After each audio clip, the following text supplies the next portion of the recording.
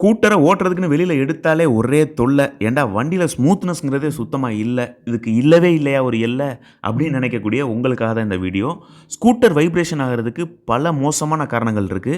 ஆனா அந்த மோசமான காரணத்திலே முக்கியமான காரணம் என்னங்கிறத தான் இந்த வீடியோல பார்க்க போறோம். அதாவது விஷயம் என்னன்னு கேட்டீங்கன்னா, எப்படி கியர் பைக்ல சேஞ்ச் ஸ்ப்ராக்கெட் அப்படிங்கிறது ஒரு முக்கிய பங்கு வகிக்குதுன்னு எல்லாத்துக்கும் தெரியுமோ, அதே மாதிரி தாங்க எல்லா ஸ்கூட்டர்ஸ்லயும் கன்டினியூஸ் வேரியபிள் டிரான்ஸ்மிஷன் சொல்லக்கூடிய இந்த சிவிடி போர்ஷன் தாங்க மிக முக்கிய பங்கு வகிக்குது. நடைமுறையில் டெக்னீஷியனாக இருக்கட்டும், கஸ்டமராக இருக்கட்டும், இந்த போர்ஷனுக்கு பேர் கிளச் அசம்பிளின்னு சொல்லுவாங்க. ஸோ இந்த கிளச் அசம்பிளியை மூடி இருக்கக்கூடிய கவருக்கு பேர் கிளச் கவர். கரெக்ட்டுங்க. இப்போ நான் இந்த வண்டியோடைய கிளச் கவரோடைய சுத்து போல்ட்டை ஃபுல்லாக கலட்டி கிளச் கவரை தனியாக எடுத்துடுறேன்.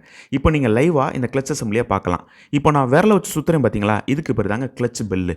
இந்த கிளச் பெல்லு தான் இந்த வண்டியோட வீலை சுத்த வைக்குது. இப்போ இந்த கிளச் பெல்லை எது தெரியுமா சுத்த வைக்குது? இப்போ கலட்டி காட்டுறேன் பாருங்க. இந்த கிளச் பெல்லுக்குள்ள இருக்கக்கூடிய கிளச் ஷூ. ஸோ இந்த கிளச் ஷூக்கு பவர் இன்ஜின்ல இருந்து பெல்ட் வழியா டிரான்ஸ்மிட் ஆகி வந்துருங்க. இப்போ கான்செப்ட் என்னன்னா, இந்த கிளச் ஷூ அதுக்கு இன்ஜின்ல இருந்து கிடைக்கக்கூடிய பவரை அந்த கிளச் ஷூ விரிஞ்சு இந்த கிளச் பெல்லை கவ்வி இந்த கிளச் பெல்லை சுத்த வைக்கும். ஸோ இந்த கிளச் பெல்லு வீலை சுத்த வைக்குங்க.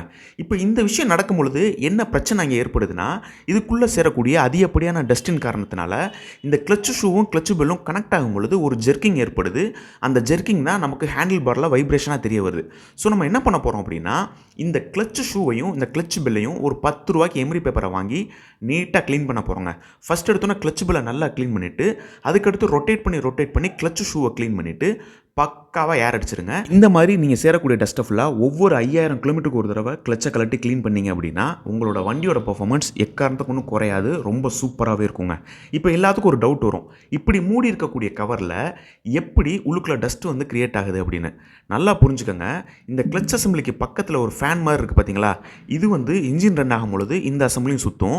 ஸோ இது சுற்றும் பொழுது என்ன ஆகும்னா, உள்ளுக்குள்ளே ஒரு வேக்கம் ப்ரெஷரை கிரியேட் பண்ணும். அப்போது அந்த இடத்துக்கு என்ன ஆகும்னா, வெளியில் இருக்கக்கூடிய ஏர் வந்துட்டு உள்ளுக்குள்ளே வந்துடும். ஸோ வெளியில் என்ன ஆகும், தூசு டஸ்ட் எல்லாமே இருக்கும்ல, அப்போ அதுவும் உள்ளுக்குள்ளே வரும் பொழுது இங்கே வந்து டஸ்ட் கிரியேட் ஆகிறதுக்கு அது காரணமாக அமையுது. இதில் கூடுதலான இன்னொரு நல்ல விஷயம் என்னன்னு கேட்டிங்க அப்படின்னா, இந்த கவரை கலட்டும் பொழுதே இங்கே தெரியுது பார்த்தீங்களா கிக்கர் அசம்பிளி, இதுக்கு நீங்கள் ஆயில் ஆர் கிரீஸ் பேக் பண்ணிட்டீங்கன்னா உங்களுக்கு ரொம்ப யூஸ்ஃபுல்லாக இருக்கும். நிறைய பேர் இந்த பிரச்சனையை ஃபேஸ் பண்ணியிருப்பீங்க. அதாவது பேட்டரி டவுன் ஆயிரும், நீங்கள் ஸ்கூட்டரை சென்டர் ஸ்டாண்ட் போட்டுட்டு கிக்கரை மிதிக்கும் பொழுது கிக்கர் ஜாம் ஆகிருக்கும். அதுக்கெல்லாம் காரணம் என்னென்னா, இந்த மாதிரி கிக்கரை வந்துட்டு சர்வீஸ் பண்ணாதது தான். ஸோ எவ்ரி 5000 ஒன்ஸ் வந்துட்டு நீங்கள் டெக்னீஷியன்ட்ட கொடுத்தாலும் சரி அல்லது நீங்களாகவே சர்வீஸ் பண்ணாலும் சரி, இந்த ஒர்க்கை பண்ணி வச்சுட்டிங்கன்னா உங்களோட ஸ்கூட்டர் வந்துட்டு நல்ல ஸ்மூத்தாக ஓடுறதுக்கு அது ஒரு காரணமாக அமையும். அது மட்டும் இல்லாமல் இந்த சர்வீஸ்லாம் ஜஸ்ட் நீங்களாகவே வீட்டில் பண்ணிக்கணும். அதுக்கு டூல்ஸ் தேவை அப்படின்னா இந்த வாட்ஸ்அப் நம்பருக்கு டூல்ஸ்னு வாட்ஸ்அப் பண்ணுங்கள். நான் இதை கலெக்டருக்கு என்னென்ன டூல்ஸ்லாம் யூஸ் பண்ணணும் அந்த டூல்ஸினுடைய லிங்க் அனுப்புகிறேன். நீங்கள் அதை வச்சு ஈஸியான முறையில் வீட்டில் நீங்களாகவே செஞ்சுக்கலாம். ஸோ தொடர்ந்து இணைந்திருங்கள். இது பைக்கர் 360 தமிழ்.